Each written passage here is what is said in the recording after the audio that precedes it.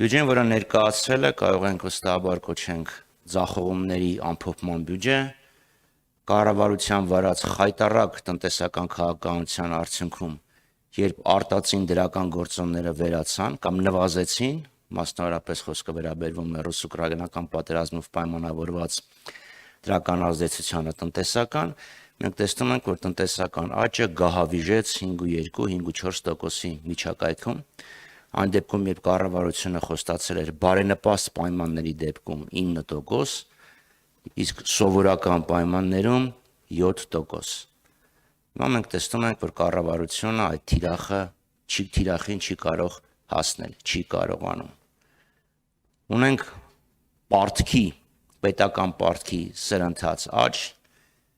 2026 թվականին 6 տրիլիոնից անցնելու է պարտքը,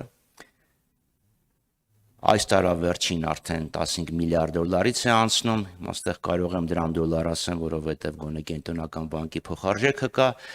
եւ ով պարադոքս իշխանության ներկայացուցիչները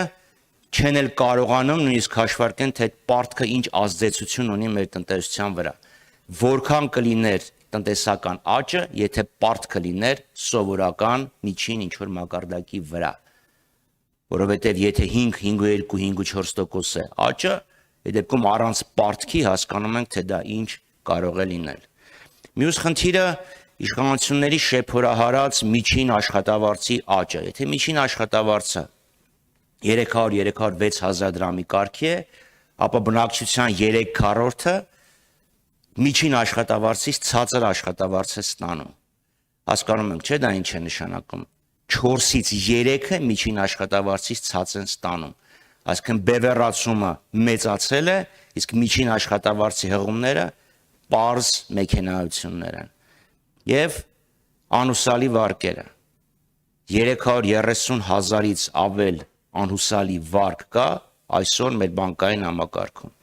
Չեմ կարող ասել քանի վարկառու կա, բայց 330 հազար անհուսալի վարկ կա։ Փոքր վարկերը, եթե 17 թվականին ընթանում են 46 հազար էին, ապա 25 թվականին արդեն մոտ 4 անգամ ավելացել են։ Դա բարեկեցության անկման ամենամեծ ցուցանիշներից է։